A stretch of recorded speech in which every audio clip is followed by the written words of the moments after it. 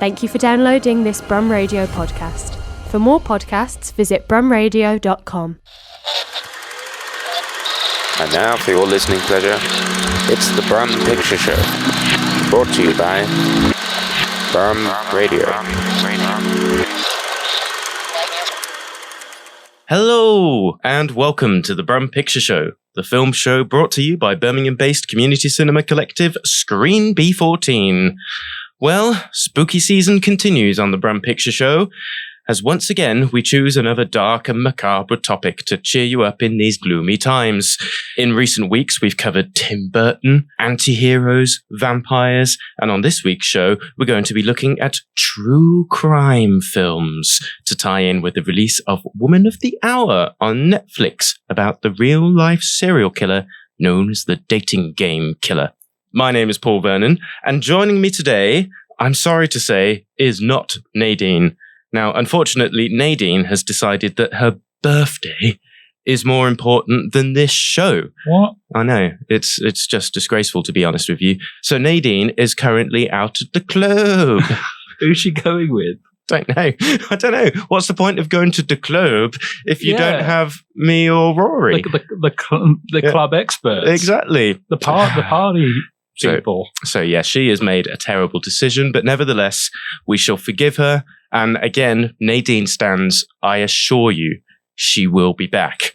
Now, thankfully, I'm not alone this week. And joining me, I think, for a record 4th consecutive appearance, it's a man who we've been accused of bullying on this show, but this week I'm going to be extra nice to him because otherwise I'd be on my own. So grateful I am that he's here. I'm going to introduce him as Screen B14's hirsute homeboy, the luscious locked, multi-talented filmmaking genius, stand-up comedy god, and a man so filled with raw talent that the word raw appears twice in his name. It's Rory Rawson. Wow. Oh my God.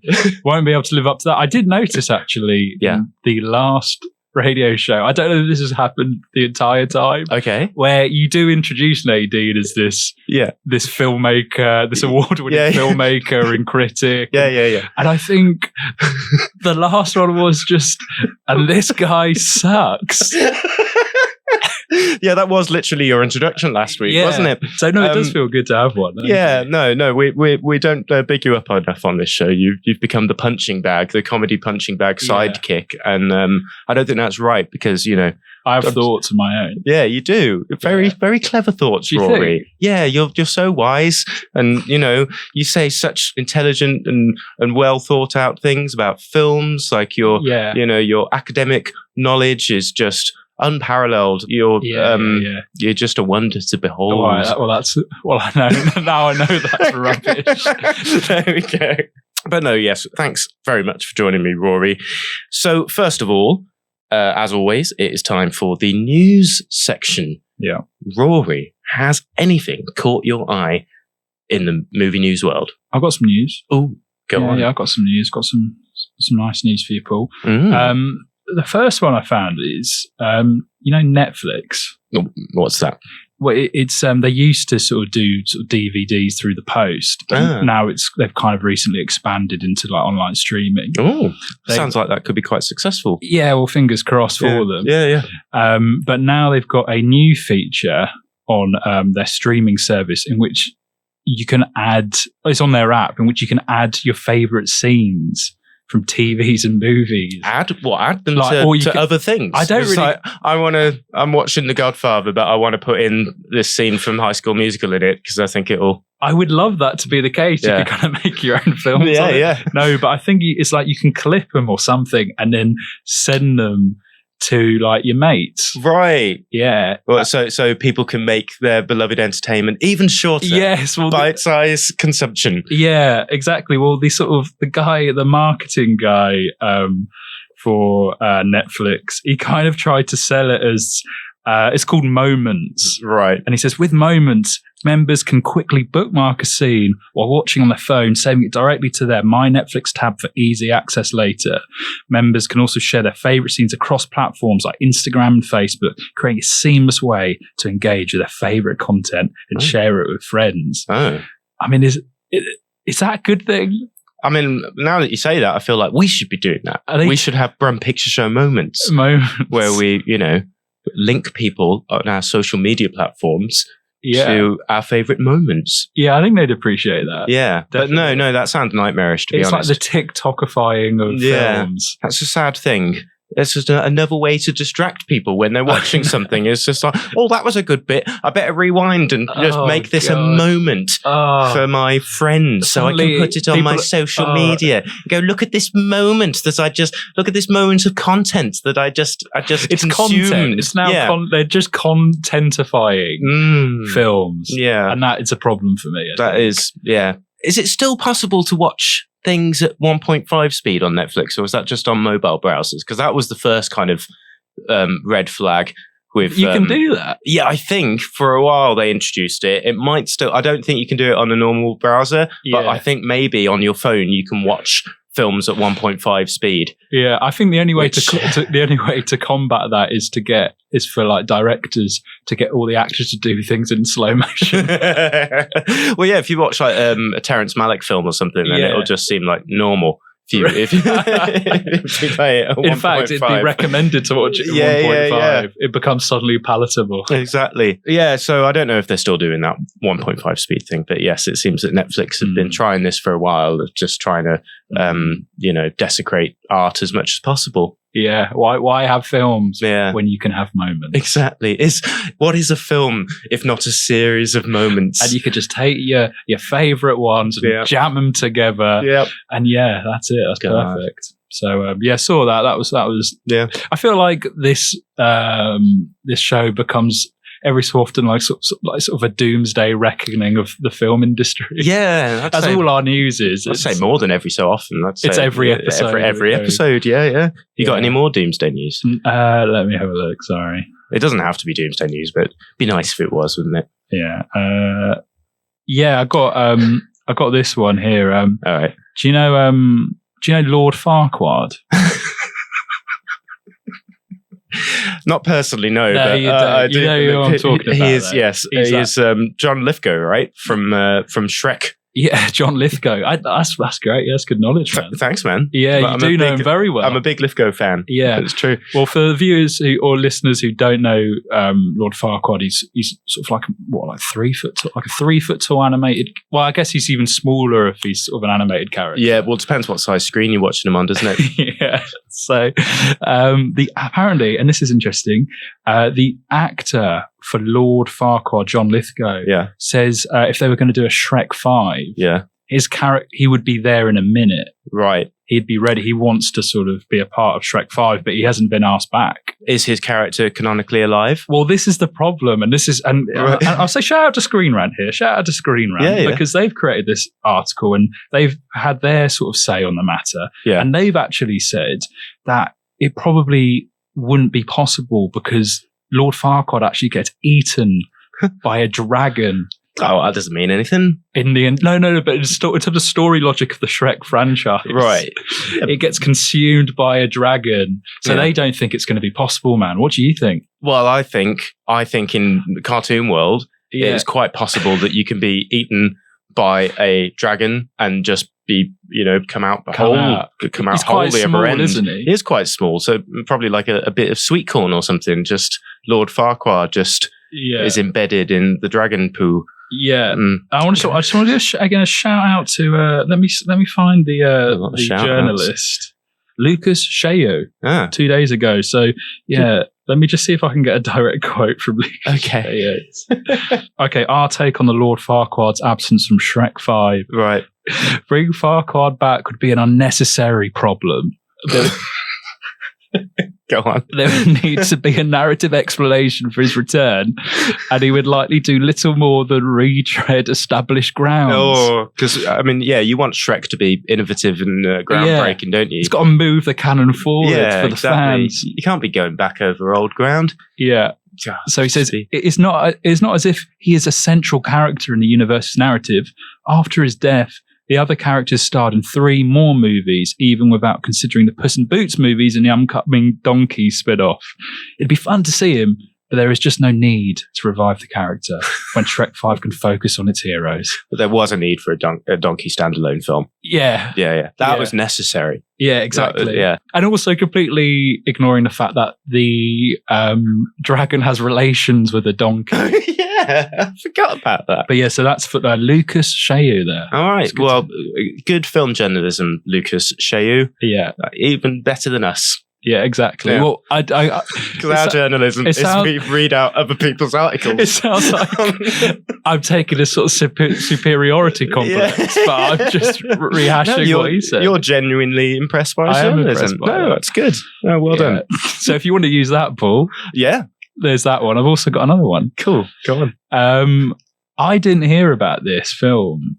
I didn't even know this film is coming out, but it's the Pharrell Williams biopic. Have you heard about this? Oh, but it's in Lego. Yeah. I know. I've only heard about that when I saw a trailer for it. Yeah, I didn't even know about that. Yeah, I was just confused more than anything. Yeah, what's that?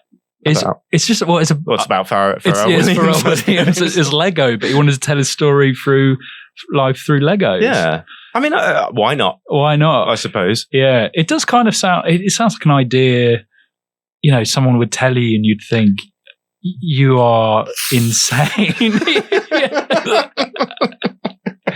Yes, perhaps under the influence of certain substances. Yeah, certain substances. Yeah. But, but why not? I feel, they're really pushing the boat because obviously they got that Robbie Williams one where he's a monkey as well, which I'm actually excited to see. I can't believe we've not actually brought that up on the show. I think that news broke like in between, Brum Picture Show news cycles, if you will. But yeah, there's a film about Robbie Williams. But he's a monkey. He's a monkey. He's a CGI monkey. Yeah. Like a proper one. Like not like a cartoon monkey, like a Planet of the Apes kind of photorealistic monkey. Yeah, like the Gollum guy sort of. Yeah. It's just like, how did that happen? I don't know, but this is like. So this is kind of more doomsday news, I suppose. Is it? Because that's more interesting to me than the King's Speech. You think this is promising for the future of cinema that we've now resorted to Lego biopics of pop singers and monkey biopics? Are you suggesting Lego's a gimmick, mate? Not at all. No, not at all. It is a perfectly valid medium. Yeah. I want to see more films in Lego. Yeah, personally, I want to see more monkey biopics. Yeah. So yeah, what Lego biopic would you like to see most of all? Oscar Schindler. No. Schindler's Bricks. That's the best joke of the whole one so far, and we can't use it once again. Oh yeah, that could go to podcast. Yeah, why not? That's fine. Passion of the Christ. Yeah, I'd like that. Yeah. Little Lego crucifix. Yeah, that'd be nice. Yeah. Monkey biopics. Yeah. Andy Serkis. Yeah. But he's always a monkey, and that's why he's so good at playing monkeys, because he is one. That is genius. There we go. Yeah. Hollywood, if you're listening, I'm available. Yeah, that is really good. Yeah, But maybe whenever he has to play like a monkey or Gollum, he suddenly turns human. Sure, yeah. I mean, he probably wouldn't get the job then in that case, would he? No. It's like he comes to audition as King Kong, and he's like, brilliant, we got this monkey. Yeah. And then he turns up and then just turns into some bloke. Yeah. And it's like, you told us you were a monkey. Do you think Andy Serkis goes into auditions wearing the like a cheesy gorilla suit or something like that? Or he turns up with all the dots and then just has a little monitor on the side. They're like, no, Andy, you're playing yourself. This is a rom-com. Well, yeah, I'd like that. Yeah, that'd be nice. All right, cool. Very good. Yeah. Anything else quickly? Let me just cover. No, that was it. Yeah. That's it. That's my news, mate. Yeah. Well, that's some good movie news, Rory. Thank you, dude. Thank you very much indeed. Yeah. I have some news. Yeah. Some interesting news. First of all, to tie in with the theme of this week's show, I've got some true crime news. Oh, wow. Do you want to hear some true crime news? Yeah, let's hear it. Hugh Grant has admitted to killing 3 people. Hugh? Yeah, I know, Hugh. He's cute. I know, but... What, the beloved Hugh Grant? The beloved Hugh Grant, yeah. So Who's he killed? He didn't specify. Oh, okay. He just said he killed 3 people. So he was speaking at the world premiere in LA of the upcoming A24 film Heretic. Yeah. And basically in this film, he plays a Rongan. He plays someone who's presumably a bit murderous. Yeah. He's got an evil British accent.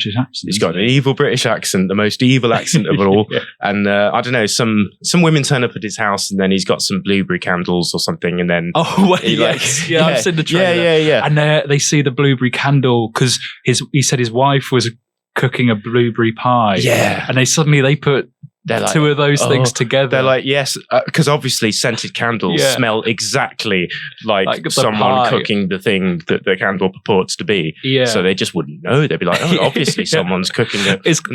And then that's the realization. I'm glad he didn't say, oh, my wife's just on the can at the moment. Take to know what candles he bought for that. Well, yes, I am very glad about that, because incidentally, did you hear apparently select screenings of this film, they're going to waft the smell of blueberries into the theatre, into the audience. Wow. They're going to do a kind of 4DX thing. Yeah. So if she was on the can, as you say so Americanly. Yeah, I don't know why I went so.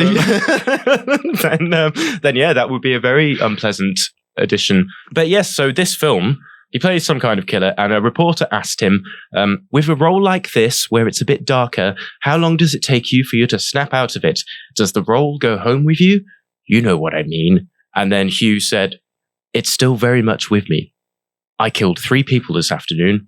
I feel awful about that. Yeah. So yeah, there it is. He has admitted to killing 3 people. He's also remorseful. That's true. He does feel awful. So that's okay. Yeah. I'd say that's quite a dangerous thing to joke about. Yeah, I wouldn't put that on the record, No, but it is on the record now. Yeah. And in all the major news outlets. So, but yeah, it's not a good idea. Because you remember CJ from Eggheads? Yes. Yes. Oh, I remember CJ from Eggheads. Yeah. He killed someone in his diary. Autobiography. He just admitted to pushing a man into the canal in Amsterdam. Yeah. And he was like, I probably killed him. I might have killed him. And then I think he got arrested, allegedly, maybe. I don't know. But yes, he definitely got into trouble for saying that. It's not a bright move from an egghead, is it? No, not really. And to put that in print, I mean, it's one thing saying that on a red carpet, flippantly, but to put it in actual writing. And who was his agent? I don't know. Who went, keep that in. Yeah, that'll be fine. Maybe his agent wanted him locked up. So yes, Hugh, be careful, mate. Because we like you. Yeah. We don't want you being sent to prison for saying silly things. Okay. Anyway. Any other news? Yes. This news is a little bit old, but I felt like we had to mention it as this has been big news. Big news. But did you hear the Paddington Bear? Oh, God. More Paddington news. Yeah. Have you heard about him being issued a passport by the Home Office? He's a teddy bear. He's a bear. He's not a teddy bear. He's a bear. Oh, sorry. What are you talking about? You gave me the look like Hugh gave before his victims. I gave you a Paddington hard stare. Do not call Paddington a teddy bear, mate. How very dare you? But no, apparently the filmmakers of the upcoming film Paddington in Peru, they needed a passport for the film that featured Paddington on it. Yeah. And rather than, just getting the props department to make one, or even just easy a runner. To do, I think. Yeah, easy to do. They, for some reason, decided to contact the actual Home Office. Right. And they issued him with a passport. Yeah. So yes. So obviously this is quite a whimsical story, but it's made some people very angry. Who's it made angry? Well, migrants, asylum seekers. Oh, right, yeah. God. Actually, that is... Yeah. So, there's been a bit of backlash because obviously, it was meant to be quite an innocuous, whimsical thing. But, the Home Office, they're a government body who probably aren't supposed to be making, passports for fictional animals, for real life animals. You think they'd be busier than that, really? You would think that. There's an article in The Spectator saying that Paddington should be deported. Not to Peru, but back to the world of children's fiction where he belongs. His passport's got revoked. Yeah. So, there's been a bit of uproar. And then Downing Street released a statement saying that they were not aware that the Home Office had given Paddington a passport and declined to answer whether this was a good use of taxpayer-funded civil service time. The irony being them having to make a statement. Exactly. So The ball just keeps rolling. The king will get involved. So when you think all the things that are going on in the world, this has been a hot controversy recently. Yeah. Paddington Bear being given a passport. The Home Office have also stated, they've made it clear that it is not an official document and can't be used. And of course, if you look at it, if you see the picture of this Paddington Bear passport, he's not following official photograph guidelines. Like he's going to the side. No, you can't do that. He's not got a hat on, has he? He's got a hat on. Oh, you can't do that. Yeah, it's ridiculous. And he's like licking the photo booth lens. That's an easy one. You just they shouldn't have, by their own sort of legislation, they shouldn't have been able to have sort of pushed it through. Of course he's not going to be able to use it. Well, I understand that. I get that. Yeah. Ridiculous. Yeah. So anyway, but yes, that's been an interesting bit of news. One other thing that we have to mention, again, slightly old news probably by the time you listen to this, but the internet has been awash with talk about some bizarre comments that Dame Helen Mirren has made recently. Okay. Have you not seen this? No. Oh, you haven't seen this? Okay. So this has been reported in Variety, in The Guardian. This has been everywhere. So apparently Helen Mirren has said, speaking to the Evening Standard, that I always say it's so sad that Kurt Cobain died when he did. You have heard this. Because he never saw GPS. Yes, it's the most wonderful thing to watch my little blue spot walking down the street. I just find it completely magical and unbelievable. Yeah. And you might think, what a strange thing to say. That is and what senile. What an arbitrary example. It's not like, because obviously it's making a point about the wonders of modern technology and the passage of time and how in the past things that exist now, they didn't exist. Yeah. And in the past, there were people who were alive, now they're dead, and that these people that are now dead have not been able to see the technology that is now around that was not around in previous times. Yeah. So a very odd thing to say. But it turns out, Rory, that she has previous for making such an analogy, and also previous for making this specific analogy about Kurt Cobain.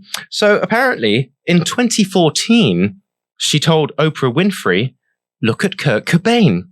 He hardly even saw a computer. The digital stuff that's going on is so exciting. I'm just so curious about what happens next." So again, quite an arbitrary example. Yeah, exactly, Why Kurt Cobain? And then the following year, she told Cosmopolitan, "I was thinking about Kurt Cobain the other day, and he died without knowing the internet.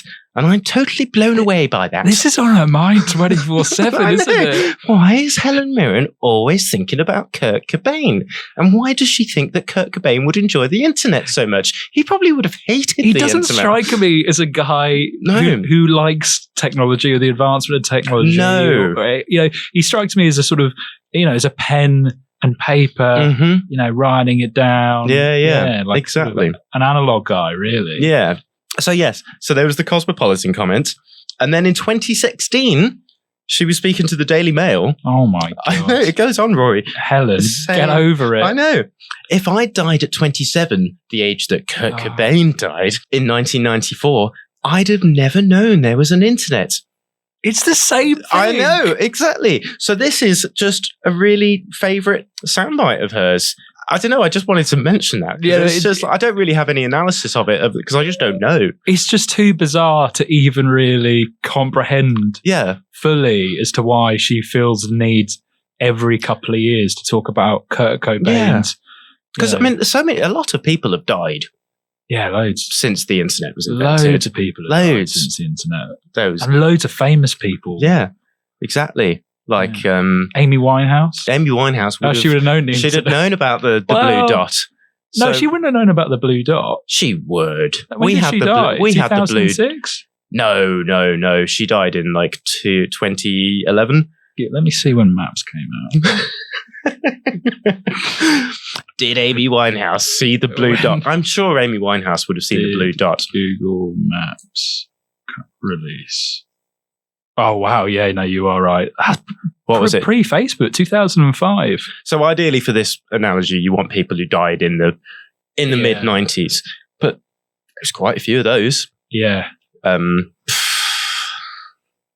think of anyone else. So maybe that's why Helen Mirren. I see her point now. Because no one else died in the 90s. Who died in the 90s? There's got to be a few. Yeah. Tupac Shakur. wouldn't know about the blue dot. No. But anyway, that's the news.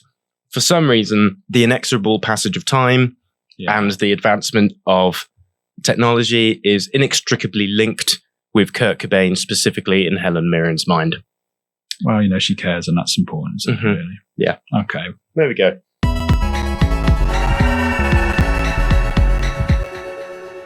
You are listening to the Brum Picture Show on Brum Radio, and today we're talking about true crime films. So, Rory, do you like crime? Committing or watching them? Both. Yes. Cool. Big fan. I thought as much. Yeah, I love a bit of crime as well. Yeah. It's good, innit? It's fun. Good. You feel exhilarated. Yeah. Yeah. No, I don't actually. I find it... I don't like true crime documentaries. Really? Which I find that's often, how it's often presented. Yeah. I just find it can be a bit sort of depressing at times, I'm never in the mood to watch it. Yeah, I mean, they're rarely uplifting, are they? No. I'll give you that. Yeah. But I love that stuff. Do you? Yeah. Are you a bit more willing to watch true crime in a film form? Yeah, I think so. I think... The thing I don't like about true crime documentaries is I'm kind of like, who's this benefiting? Yeah. What is this benefiting, really? Well, it's benefiting people who like to learn about crime. Yeah. And find crime interesting. I can see that. But why? It's entertaining, isn't it? It is entertaining. Yeah. No, but I do agree it's entertaining. I think my problem with it, I always find is, I'm just thinking, is it ethical? That is the thing. It's a similar tricky line to tread as our disaster film episode, right? Yeah. Which we did a while ago now. In that, like disaster films, true crime films are in a way a commercialization of tragedy, using real life tragedy for entertainment. It's a little bit questionable, isn't it? And especially recently, there's been a bit of a hoo-ha. A lot of people saying that Dahmer, that terrible Netflix thing by I think it was the guy who made Glee, isn't it? What's his face? Yeah, starring Zac Efron. No. Zac Efron's in the Ted Bundy film. Extremely wicked and vile or whatever. Yeah. I've forgotten who he was in the Dahmer thing. But yeah, there was a big hoo-ha because the thing is, the victims' families, they're still alive. Especially like with recent crimes like that happened in the 90s or whatever, even the 70s, there's going to be people who were related to or friends with these people that are being depicted as being killed on screen, and that is definitely something to consider.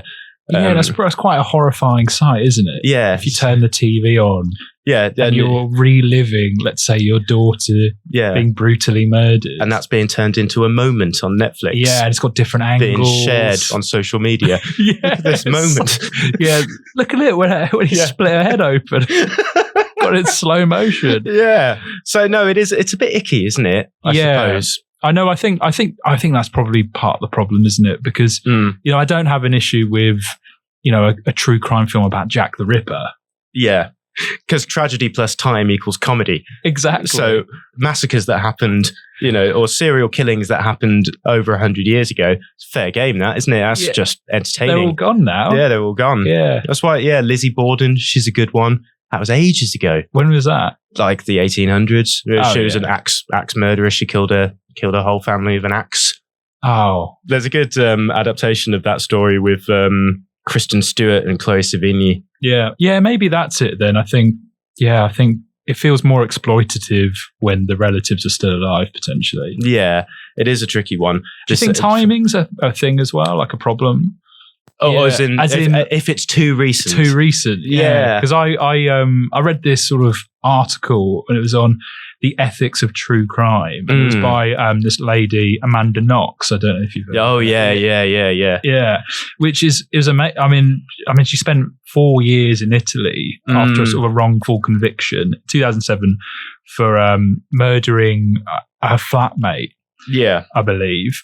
She said that while she was in prison and still sort of on, waiting trial to hopefully have a conviction turned, Lifetime made a movie about her. Yeah. I mean, that is just shocking. And they made her to be this sort of, sort of attention seeking. Yeah. Deeply, and that is another problem, isn't it? I guess It is like, and that's because there was another film that was loosely inspired, like Stillwater.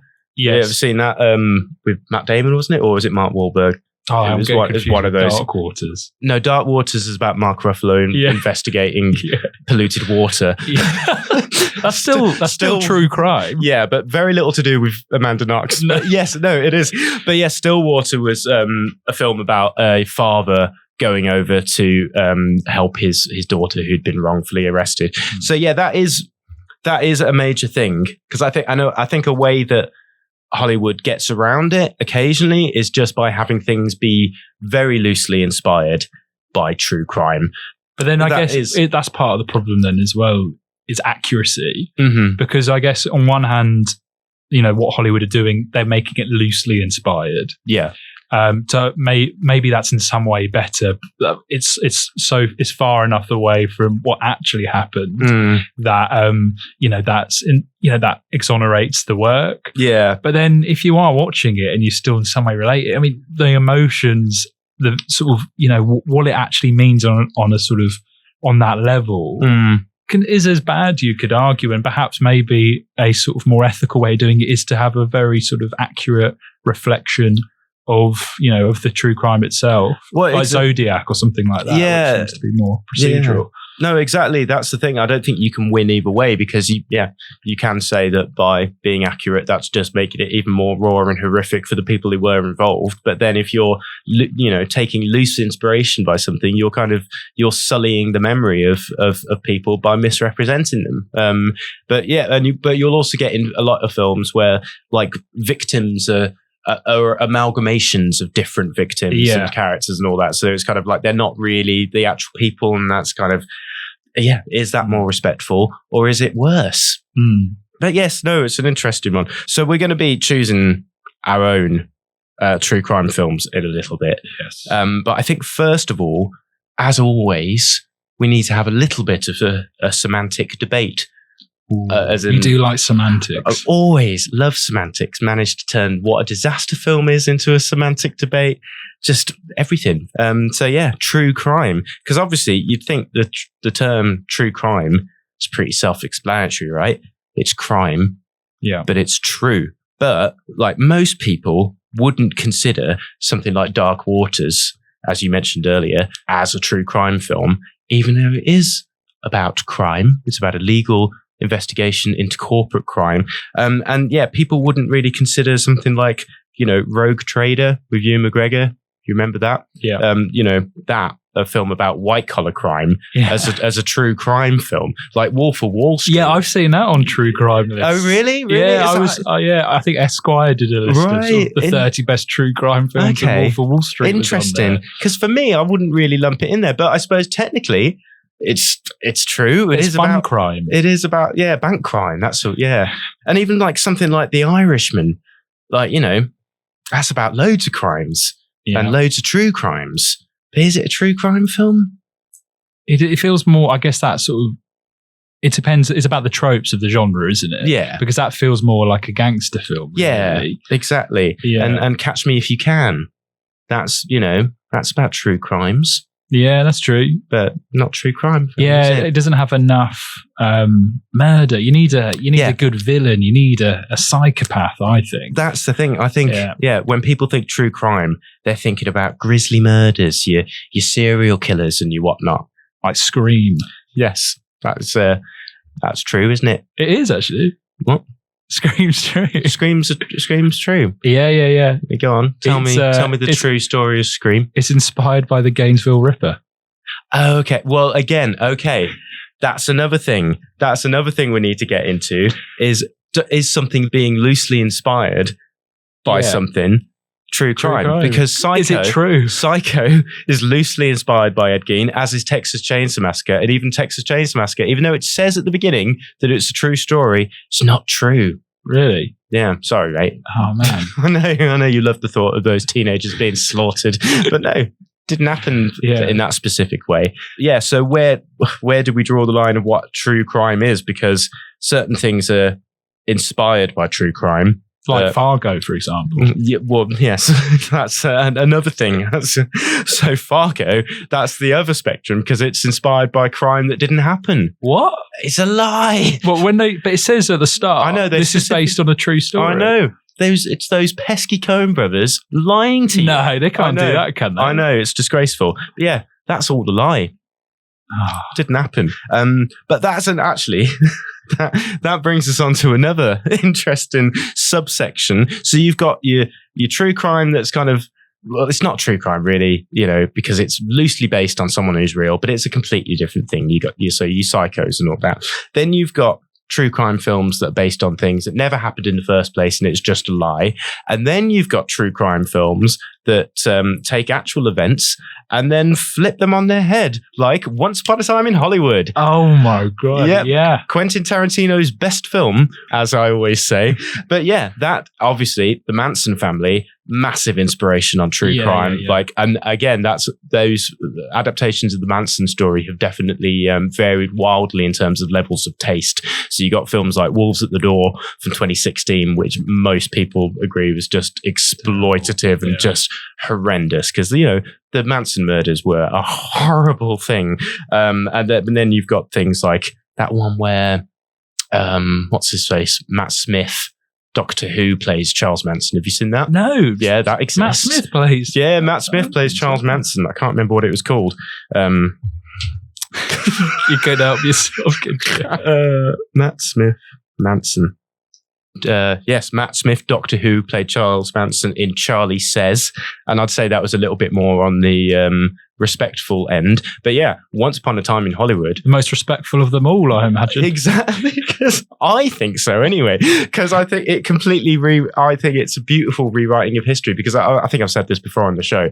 Before Once Upon a Time in Hollywood came out, there was so much talk of like, he's doing something about the Tate murders. Like, what? How is he going to pull this off tastefully?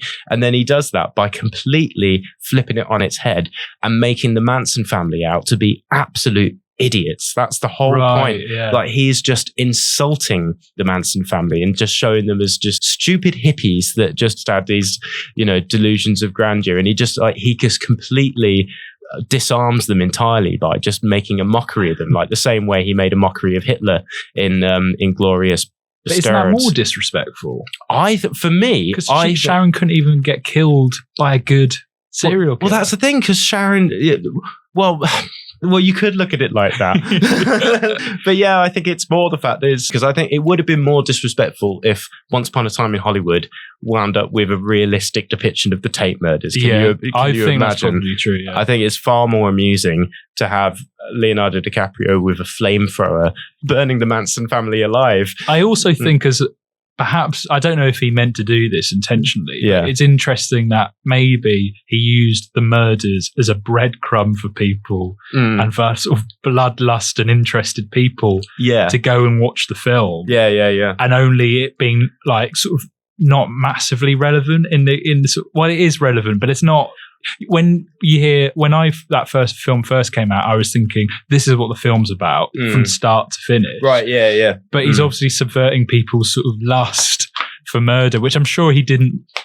Yeah. It wasn't like a political thing, but it did the same thing, maybe. Part of the point of it as well is like so much of the film is based on the tension in the film is based on your anticipation of how he's going to deal with it by flipping those events on their head. That's Tarantino's way of he's undoing that horror and rewriting history so that everything was all right in the end. So he could still live his 60s lifestyle. Yeah. With his feet. But yeah, there we go. So that's an overview of true crime. I haven't even scratched the surface of all the stuff that's inspired by real life grisly kills. over the years. Maybe you should do your own true crime podcast. Oh, I'd love that. Well, that'll be this show before you know it. Yeah. You're listening to the Brum Picture Show on Brum Radio, and today we're talking about true crime films because I wanted to.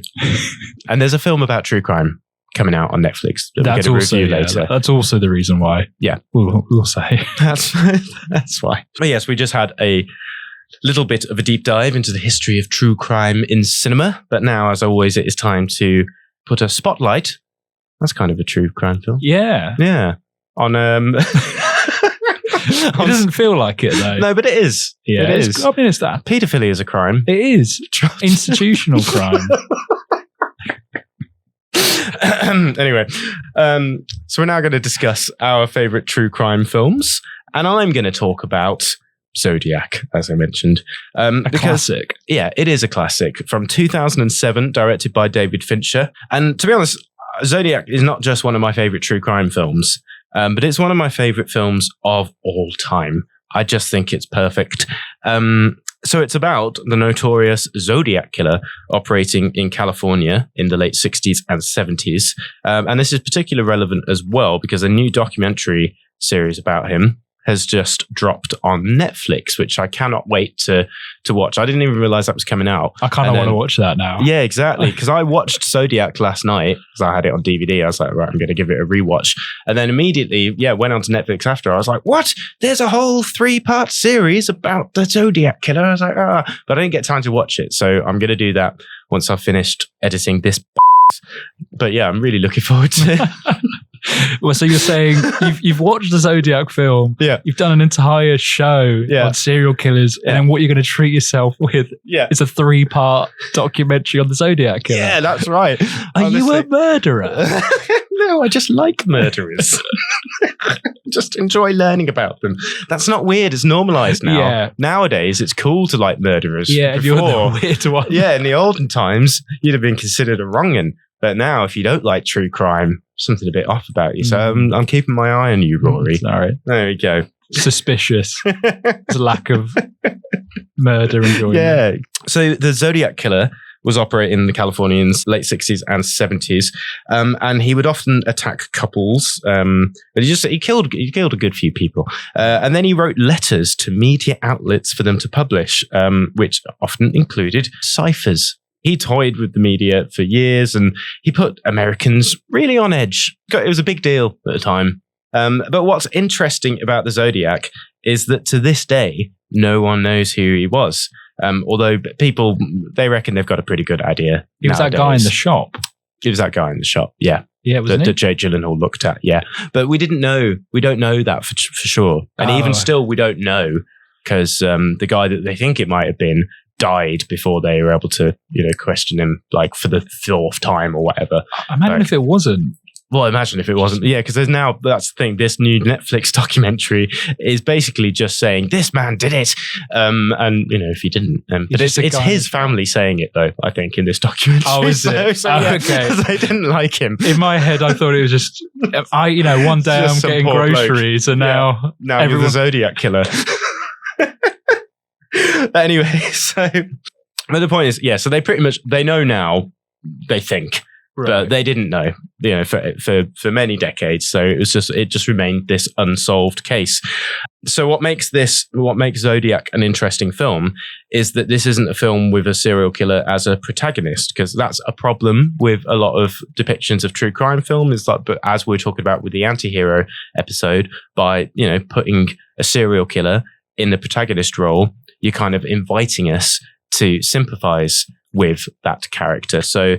I meant to mention this in the previous section, but like stuff like Monster with Charlize Theron, which is about Eileen Wuornos, that has kind of been criticized by some people for making her out to be some kind of feminist icon. She was a sex worker, and she often said that she murdered men out of self-defense. But there are a lot of people who said, well, it's quite funny that you had to murder quite so many men out of self-defense. Yeah. It almost seems like you were doing it on purpose, but so that's a tricky one. So, it's. Well, you don't want to be put in a position where you're rooting for him so they or her, so they don't get caught. Yeah. And Yeah, exactly. That's because that's the nature of watching something. You just go, oh, I hope, so all these Ted Bundy films or whatever, casting Zac Efron as Ted Bundy, you're like, oh, I hope he's all right. Look, he's good looking. Yeah, isn't he? he's beautiful. He's lovely looking. So, I hope he's fine. That's what people do. Yeah. So it's a tricky one having a film about serial killers follow the serial killer around as your protagonist. And of course, this film can't do that because they don't know for sure who he was, which is a good thing because the Zodiac Killer himself had written in one of his letters that he couldn't wait for there to be a film about him. And I hope it's directed by David Fincher. Exactly. And he was like, I wonder who'll play me. But in Zodiac, the Zodiac Killer is played by multiple actors because you never really see his face properly. You just see this figure. So apparently in each different scene, it's a different actor. So it didn't get to glorify the Zodiac Killer as the Zodiac might have wanted. But funnily enough, there is a reference to Dirty Harry in this film. The unclean killer. The unclean killer. Who doesn't like the environment. No. Yes, Scorpio in the Dirty Harry, as we spoke about in the Anti-Hero episode a few weeks ago, was very much based on the Zodiac Killer. So that's an interesting thought that the actual Zodiac Killer would have gone to see Dirty Harry and gone, oh, where's my royalties, mate? Yeah. There you go. But yeah, and there is a great scene in this film where Mark Ruffalo's police detective character, he goes to see Dirty Harry and he's just like, well, it's easy when there's no due process, isn't it? Of course Harry got him. Well, Mark Ruffalo should have just thrown the rule book out the window and maybe we'd have caught him. Yeah, it should have been more like Dirty Harry, shouldn't you? Anyway, but yes, I love this film. As regular listeners will know, I love a procedural, and this is one of the most procedural films I've ever seen. It's 2.5 hours long, yeah? And a great deal of its runtime is people looking through files, looking through old newspaper clippings, just generally reading things. Thinking, just going, oh, what does that mean? And I mean that as the highest compliment. I think it's great that there's so much of that. Like, it's ridiculous. You get your little paper clippings out whilst you watch it, don't you? Yeah, I do. It's great. And I don't know, I love films about people doing their jobs really well. Yeah. And this definitely falls into that. So it's obviously, it's because it's a mix of your journalistic thriller and your police procedural. Because it's a lot like All the President's Men and Spotlight, as you mentioned, and stuff like She Said, and like even Silence of the Lambs. Just people just really investigating things really, really thoroughly. And I love that. It's great. So it starts off following the journalists at the Chronicle, and they receive a letter from the Zodiac Killer. And then we follow the alcoholic Robert Downey Jr. just before Iron Man, before he, shot from stardom to superstardom. Yeah. And he is being very Robert Downey Jr. So, playing this like alcoholic crime correspondent who's, he's just Robert Downey Jr. basically, but it's good. It's great. Yeah. And then Jake Gyllenhaal, who is doing his weird oddball Jake Gyllenhaal performance. He hasn't got sort of... has he got a twitch in this one? He's kind of like a bit... It's just very straight. Like, he's described by Downey Jr.'s character as touched. Like, it's just like, what's wrong with this guy? And he's doing that very kind of awkward weirdo shtick. But yes, he is a cartoonist at the Chronicle, and he just starts getting involved with the Zodiac. He just takes an interest. He's just like, oh, what's this about? Oh, serial killer right into the paper. Oh, it's interesting. And he has a go at like cracking the code and all that. And and he just gets gradually more and more obsessed. And then later on the film, we're introduced to Mark Ruffalo's police detective character after the Zodiac Killer strays onto his turf. And ultimately, the whole film is about these men just being undone to varying degrees by their absolute obsession with cracking the case. And it's, they spend years and years and years trying to solve the case, going down multiple dead ends and dealing with numerous red herrings, all at the expense of their personal life and health. And we just watch these men just slowly deteriorate. Just getting frustrated. Yeah, just giving up on life in some cases. And it's just great. Yeah. Because the film... it's about obsession. Yeah, it is about obsession. and procedures. Being obsessed over procedures. But it's also about the logistics of investigation in the 70s, like in a pre-technological era. So much, and this happened with multiple serial killers at the time in the 70s and later, really, is that because all these police departments weren't hooked up to the internet, they didn't have computers, they weren't really communicating properly. So all these bits of information about the case, they might have everything that they need to figure it out, but because of bureaucracy and miscommunication and all that kind of stuff, it just means that so much stuff was getting lost. So much of it is just about different departments just trying to communicate with each other. And it's just like there's this bit where one of the police departments is like, oh, I'll send you a telefax of this. And it's like, oh, we don't have that yet. And it's like, right, I'll mail it to you or whatever. And it's just all these little things. It's like, oh, we don't have that technology. This information is tied up in this place. This information I can't tell you because of this. And it's just like, okay, but if you tell me this, I'll be able to tell you this. And it's just all about, the bureaucracy of multi-state police forces trying to cooperate. And that's what I love about it, is like there's just a great scene of two different policemen on the phone to each other negotiating the trade of information, and this goes on for about 5 minutes. It's like, oh no, I can't tell you that. It's just amazing. And it's also about the relationship between the journalists and the police, because obviously the Zodiac killer is communicating directly with the journalists, and then blah blah blah. It's just it's because back then they had big blackboards, didn't they, and pins on things, and they didn't have Excel. It'd be easy to just take all that and just put it in a spreadsheet. Exactly. But they didn't have it then. So it's a really fascinating insight into that time. And just like you can see how so many serial killers got away with it, like especially in the States where it's so big, and it's just like all these different states, they just never would share information. But I just think it's so well done. So much attention to detail. Fincher worked with Robert Graysmith himself, who wrote the books about the Zodiac Killer. That's Jake Gyllenhaal's character. But he also worked with survivors of the Zodiac Killer, police that were involved in it. And like they actually reckon that more evidence was uncovered just for the pre-production of this film. So they added to the research to the case by researching this film. They talked to one of the survivors about a murder scene. And there's this great bit as well of David Fincher turning up at a location, because there was this bit where one of the police investigators at the time said, oh yes, right, the murder happened right here. And then David Fincher, he got there, and then he was listening out, and then he put his ear to the ground, and he touched the ground, and then he was looking to see what you could see from different parts, and then he was just like, no, the murder happened over there. Sherlock Holmes, and he was right. Why did he think that? I don't know. It was magic. It was very deductive. That's the thing, David Fincher, good at deducing stuff. And he came along and he deduced that the actual murder happened over there, and then just got waves. Then he moved some trees around so it looked right. How old is David Fincher? What, now? No, then. Don't know, 40 something then? 40 something. 2007? Why? No, he's not. It happened too long ago. Well, no, yes. Unfortunately, David Fincher was a child at the time of the Zodiac Killer, and remembers his dad telling him about how, just telling him casually, there's a serial killer who says he's going to shoot a load of school children. It's just like telling his small child this. Wow. It was like, why are there so many police around, Daddy? It's just like, it's just some serial killer who's going to kill some kids. Well, I think American kids need to know that now, they do.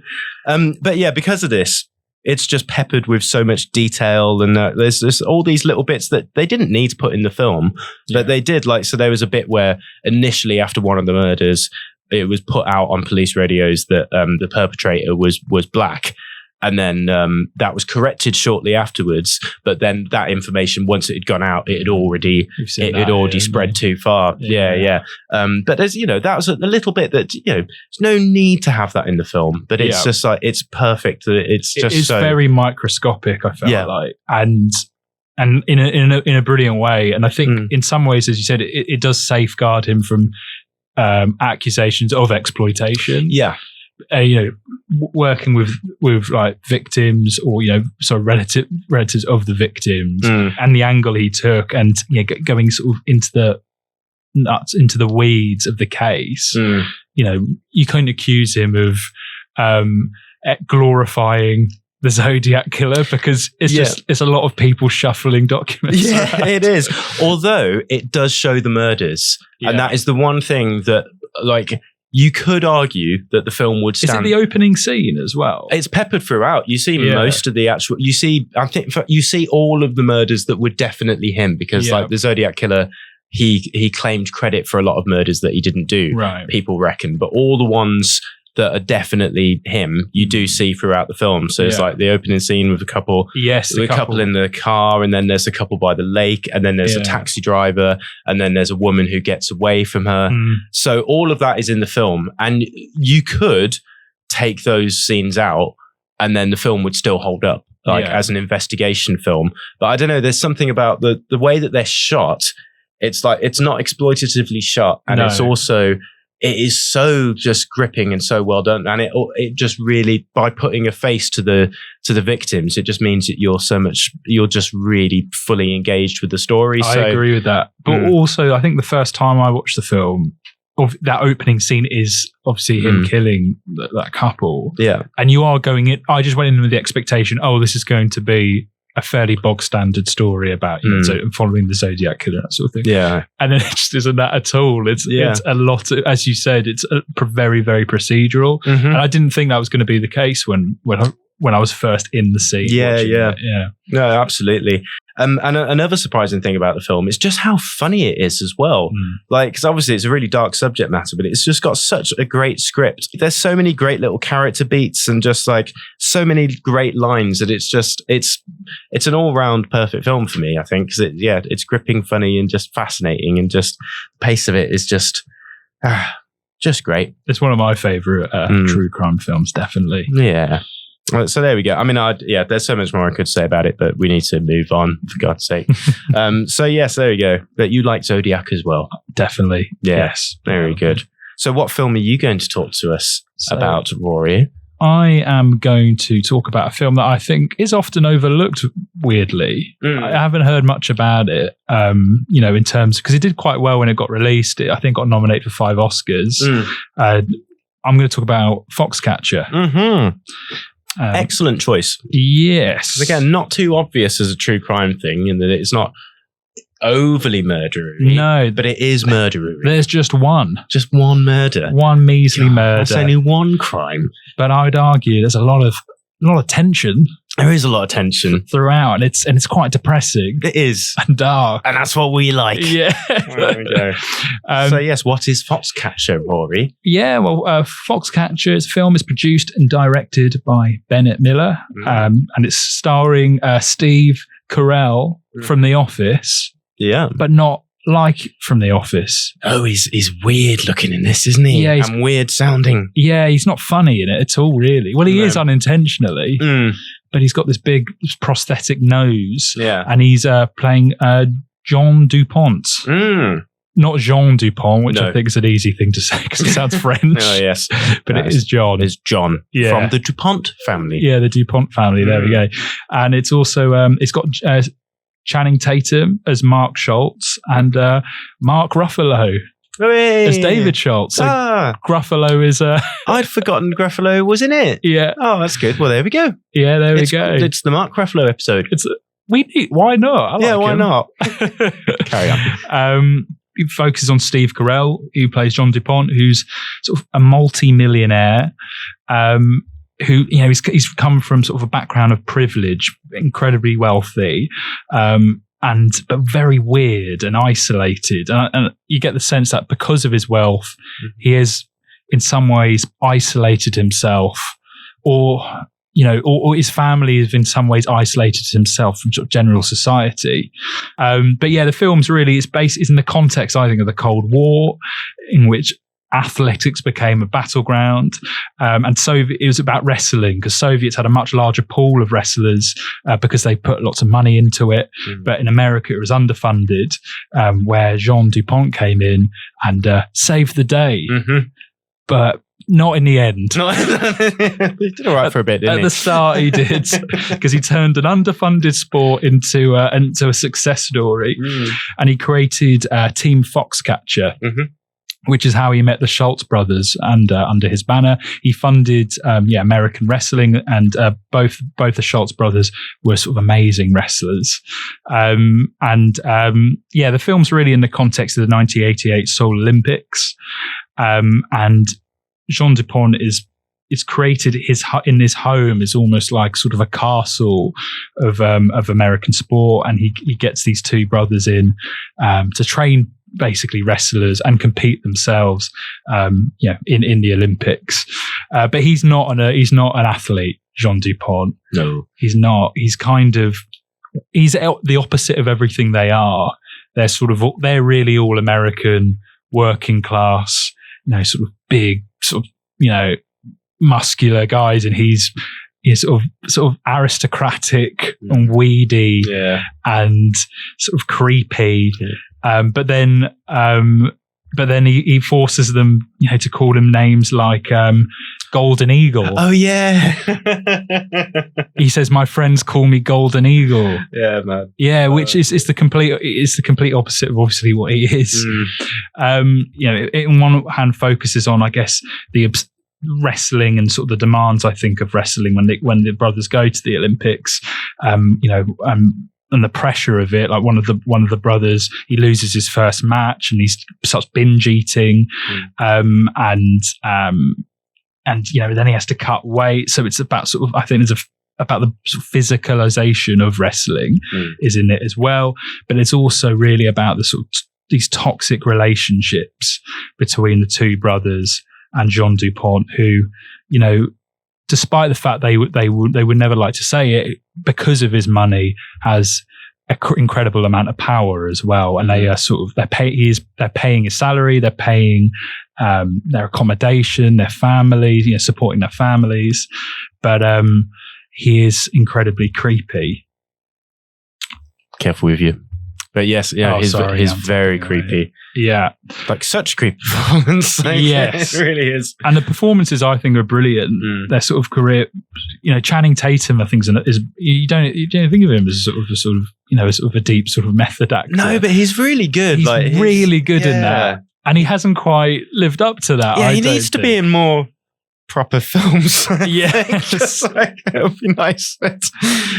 He was good in, I even Blinked Twice. That wasn't a proper film, but he was good in that. But it would be nice to see him in more meaty dramas. Yeah. But, but I think the film for me, I thought it was about isolation, and a man who, is isolated from society due to his wealth, and he just wants to connect, but he knows he can't connect.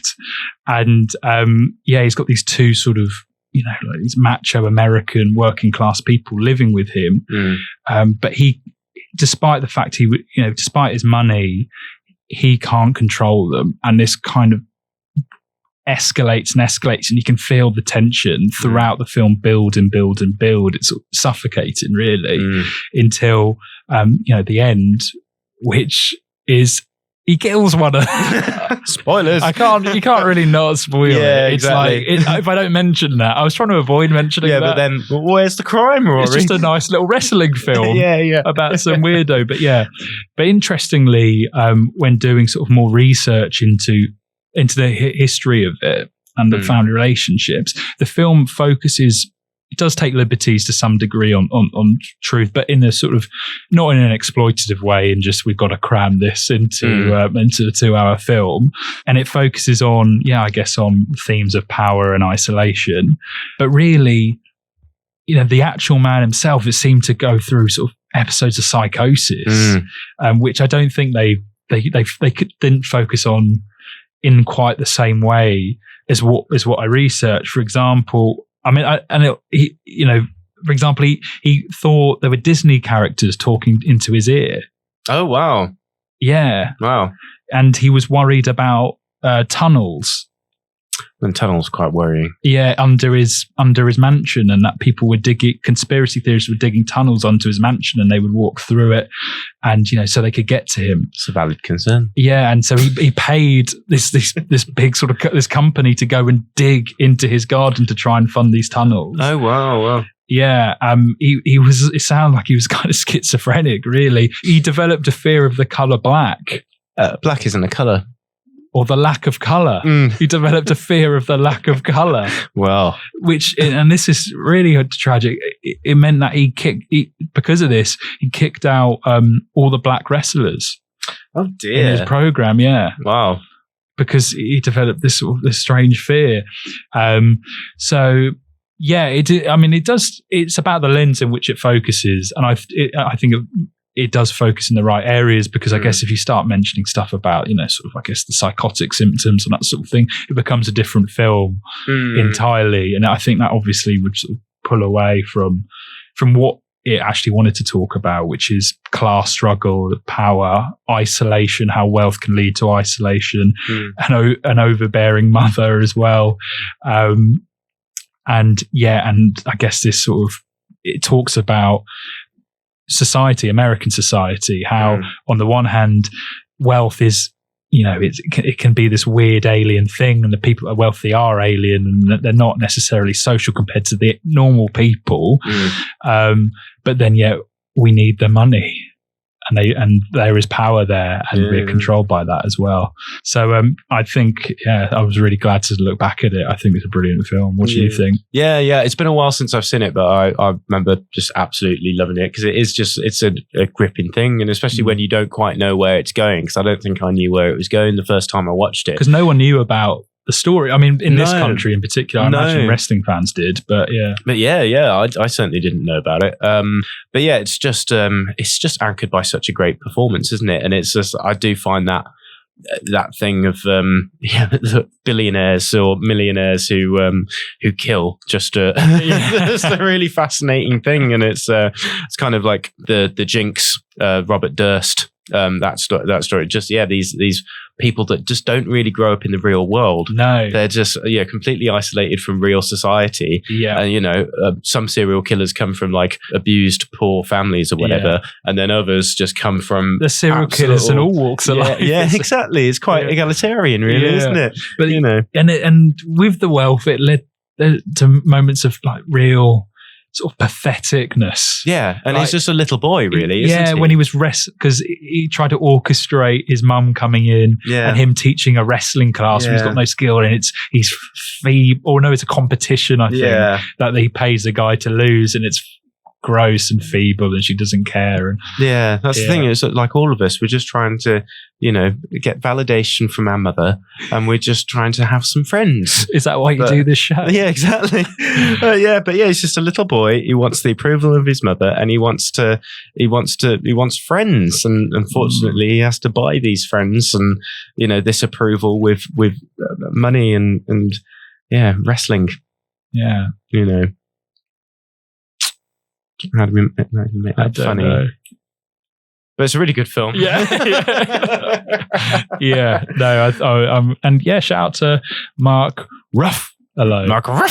Oh, that's we haven't talked about that in a while. No. That's a great one. That's not an immediate one that you think of when you think true crime, because and one often overlooked, I think. I think it is a brilliant film. Yeah, absolutely. Yeah. So watch Foxcatcher and Zodiac. Yeah, as well. Which to be fair, you've probably seen Zodiac. Yeah, I realise it's not very niche. Like, especially seems as a new documentary's just been brought out. So I think even people who hadn't seen Zodiac, they've probably watched it now. But you haven't heard me talk about it before, have you? And that's what they want. Exactly. There you go. What does Paul think? This documentary's great, 8 parts. What does Paul think? What does Paul think about this? Well, coming up, you'll get to hear what Paul and Rory think about the new serial killer true crime film, Woman of the Hour. Yay!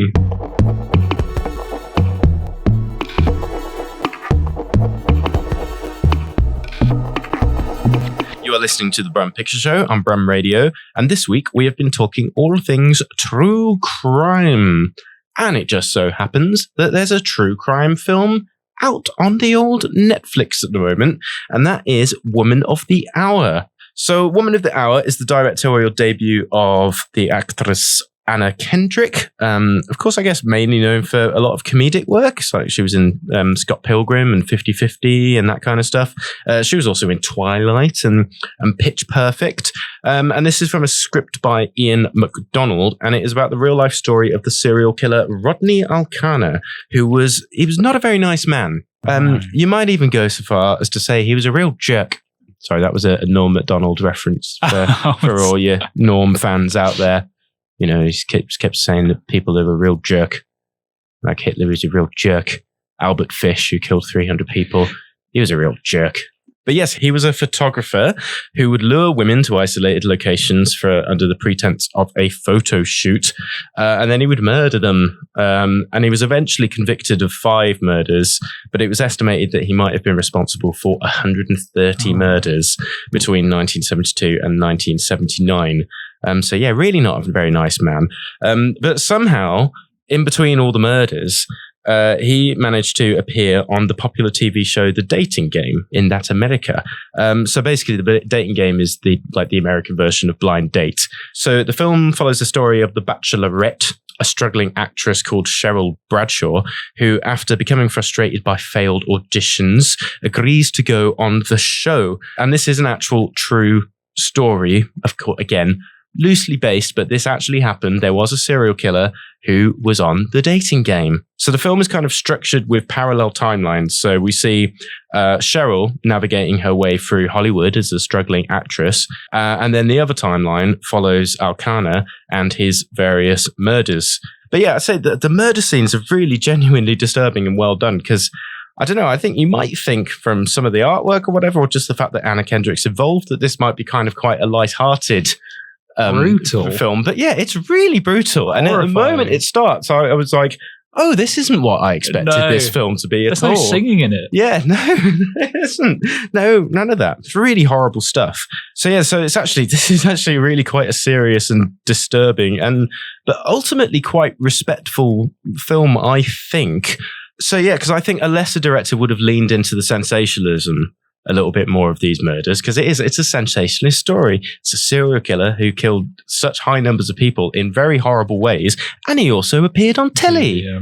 Like that's mad, isn't it? But yeah, I think thankfully the violence isn't exploitative or excessive. It's like the scares here come in just the palpable tension of like some of these scenes. But it does more than tell just the story of Alcana. So this film pads it out by embellishing Bradshaw's character, because in real life, we don't really know very much about Cheryl Bradshaw. But here, her character is kind of fleshed out a bit to explore sexism in Hollywood and various other themes. So it's a film about how difficult life is for women, not just because of all the murderers, but also in more mundane ways, like just trying to navigate her way through Hollywood and just being ignored and disrespected in auditions and just being creeped on by a neighbor when she doesn't want to. And a lot is made of her appearance on the show and the sexism she experiences from the host. So she is told not to display any personality or anything just like to smile and read out the questions. Read what's on the card. But then after a pep talk from like an elder makeup artist, she kind of disregards this and then starts making her own questions and starts being a bit more cheeky and playful with it, much to the delight of the audience. And in real life, it didn't really go like this. If you watch the actual, like the whole episode is lost, but there's bits of clips on YouTube, and she really is playing up in real life, just like, just that, but this kind of really makes her character out to be a lot more nuanced, I suppose, and also just more about her as her role as a woman in dealing with 1970s men of all people. But yes, the worst kind of men. Exactly. they really were. So yeah, I think that's quite an effective thing to do, because it's that in a way it's still being respectful, because Cheryl Bradshaw wasn't a real actual victim, thankfully. She because she in real life was just like, I'm not going on a date with this man. He seems like an absolute weirdo. Yeah, that was the line. So there's a lot of embellishments in this film, but a lot of these embellishments are actually really good for exploring what the film is trying to say. So there's a character who didn't exist in real life. There's a character in the audience of The Dating Game. Oh, wow. Okay. Yeah. So there's a character that recognizes Alcana, and then she's desperately trying to be believed. Like, she's going, that's the man, but she's just going around being dismissed by everyone. She's being dismissed by her boyfriend. She's being dismissed by people who work at the station, like the security guard that she goes to for help. And it's just making the point about just how people just do not believe victims. And that was one of the strongest moments of the film for me. I think it was the bit that didn't happen. Well, that's the crazy thing, because I thought I thought like the key tension of the film was her witnessing him and that sort of moral ethical dilemma. And what do? She sees a trap. She sees something. She can predict something horrible that's about to happen, and then she's just caught in this like maelstrom of just of I guess sexism, really. Yeah, and she just can't seem to get through it. Yeah.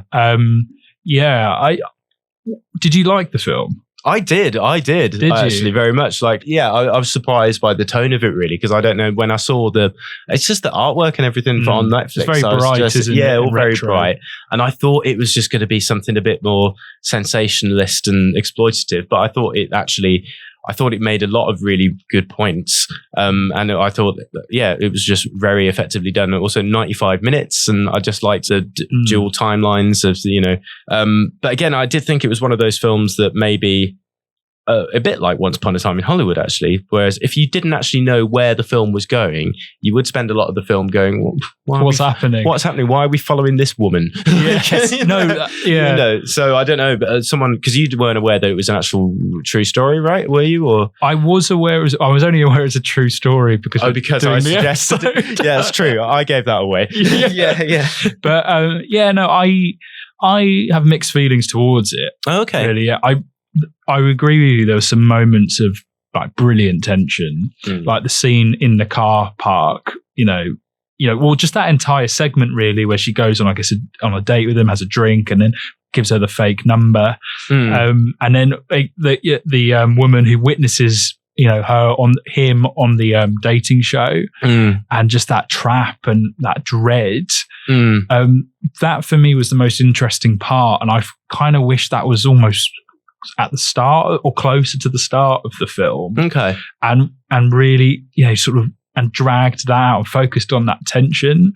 I just didn't quite understand the sporadic nature of the film and the structure in which it was made, because there were times, like as you said, where I'm like, because I didn't get it. I didn't know any information beforehand. I'm like, why are we watching Anna Kendrick but I felt like the real moment of tension was the game show in that moment. I felt like if that was sort of expanded upon, I think it could have made for a more impactful film. Well, so you're thinking maybe if it had just actually been more of a real time, that would have been account. Cool, it could have been like Late Night with the Devil or something. But like with a serial killer. I guess that's interesting. The performances, Anna Kendrick, I thought was really great in it, and as you said, there were brilliant scenes. I felt like it had, and I don't know if you find this with some Netflix films, it looked a little too glossy at times. Compared to Zodiac, which is dark and foreboding, and I know that's part of, I guess, the film itself, and that's in the 70s. But I felt like Netflix, it can look a bit too glossy. Yeah. So that was the other thing I thought about. Well, I think that's just a lot of modern films. Really, just look exactly the same. Yes. Seriously. Yeah. But I do feel there has been a bit of a homogenization of cinematography and a softness, and the images lack depth, I find. And I mean, I'll give you that. But I maybe that's just come to accept. It's like, it looks like this, that's fine. But no, you're right, Rory. I should want more. I should want more out of it. But I guess this one, I was just more, it just gripped me as a film. I was just like, ooh, I'm enjoying this story. I'd like to see where this is going, even though I knew where a lot of it was going. I just kind of, I thought it was good that it didn't situate Alcana as the protagonist or anything, because there is another version of this film. Because, I mean, it's quite an interesting story. It's just like, why did this serial killer decide to expose himself on national television like that? Why did, what was the thought process that went into this man who'd killed multiple people before appearing on the show? What possessed him to go, you know what, I'm going to apply to go on the dating game? And that's a whole other film that could... Was it the same thing as the Zodiac Killer? Well, yeah, is it just the desire for fame and exposure and everything that, maybe part of him just wanted to be caught or whatever.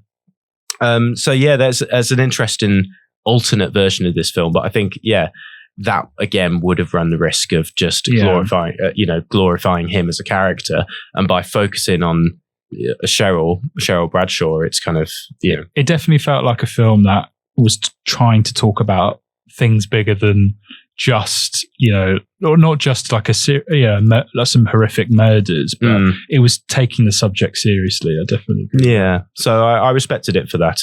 I don't know, it just didn't seem like a horrible thing to have made. Although it was horrible at times. It was horrible at times, yes, but horrible in a respectful way. That is our review. Just how we like murder. Yep, exactly. So there you go. We're running out of time. We've got to leave the studio. So we're supposed to have finished. So we've got to stop this. But how many Brums up for you, Rory? 1 Brums up for me. Okay. Well, I can't give it 2 Brums up. You have to, yeah. If you can't give it, that's how the system works. Okay, 2 Brums up. So 3 out of 4 Brums up. But am I saying but I'd also give Zodiac 2 Brums up. So. But I would give Zodiac 2 Brums up. So it gets 4 Brums up out. So that's a better film. All right. I'm still not sure about this system of Brums up, but we'll keep working on it. Yeah. Anyway, also, I actually watched this morning because I was like, I can't only watch one new release, but I watched Don't Move on Netflix, which is about a serial killer, but not a real life one. I didn't like it. Don't watch it. Don't bother. Weren't on the edge of your seat. No, it's just bland. It's one of the most mediocre films I've seen in a while. It's just move and turn it off. Yeah, it's a woman being chased by a man. He injects her with some paralyzing stuff. She gets paralyzed for a bit, then she's not paralyzed, and then she's all right. Anyway, crikey. So that's it for our true crime episode. But we've just got time for Nadine's roundup of local events. So I believe I'm now going to link to a voice note of Nadine at the club. All right, come on now. From the 1st of November onwards, Square Eyes TV Festival is hitting Birmingham once again. It's going to be at various locations this year, including the Heath Bookshop, including Midlands Arts Centre, and of course Mockingbird Cinema. Tickets are available now. Check out, they've got Red Dwarf, they've got The Sopranos, they've got Buffy, they've got all your favourite TV shows. From the 2nd of November, we've got Palestine on film. We'll be showing a free screening of Infiltrators at the Mockingbird. Do book your tickets in advance. Now, you thought Halloween was over. You were wrong. Woo! Journey Film Club will be showing Frankenstein and The Bride of Frankenstein on the 5th of November at the Birmingham LGBT Centre. From the 7th of November to the 28th of November, Sturchley Open Cinema have got their own festival that you got to check out, the Film and Food Festival. Boxer Shorts, Palestine on Films, and whatever pays the rent will be teaming up with them, and I'll be there on the 28th for their short film night, showing my short film Rush and taking part in the Q&A. Woohoo! And that will be at various locations in Sturchley. On the 11th of November, Screen B14 will be showing Girlfriends by Claudia Wales at the Mockingbird Cinema. And on the 18th of November, I'll be showing House of Flying Daggers as part of Another Bite of the Cherry. Now, if you haven't seen this film, you've got to check it out. It is a classic. We've got Zhang Ziyi, we've got Andy Lau, we've got Takeshi Kaneshiro, directed by Zhang Yimou. Tickets available now at www.mockingbird.com. And on the 25th of November, Screen B14 will be showing Double Indemnity for Noirvember at the Mockingbird. Woo-hoo! Tune! That was great, Nadine. Yeah, thanks, Nadine. Some great stuff coming up. That's it. We did it. We did it on our own again. That's about all we've got time for this week.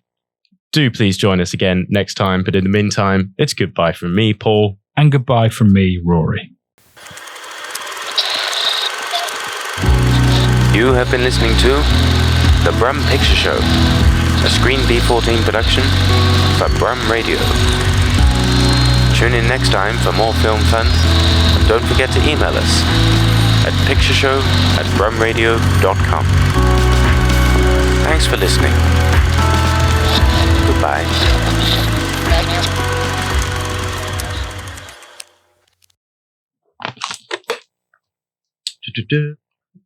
Did you have another point? I mean, I got stuff about the failures of the justice system. Okay. What as in like? Well, as in often it's used. It's off true. Okay, so true crime is often can be a reflection of how the justice system has failed either its victims, right? Yes, or the incompetencies of the system, and they often. It's not just about the crime sometimes, but it's about society and the justice system as within and around that. Brilliant. So yeah, what do you think? What purpose do you think true crime actually serves for us? You said all that stuff. Lovely. Yeah, good point. Why don't we just do it like this? This is well easier. Just put the questions in later. Thank you for listening to this Brum Radio podcast. Don't forget to subscribe and rate us on your podcast app.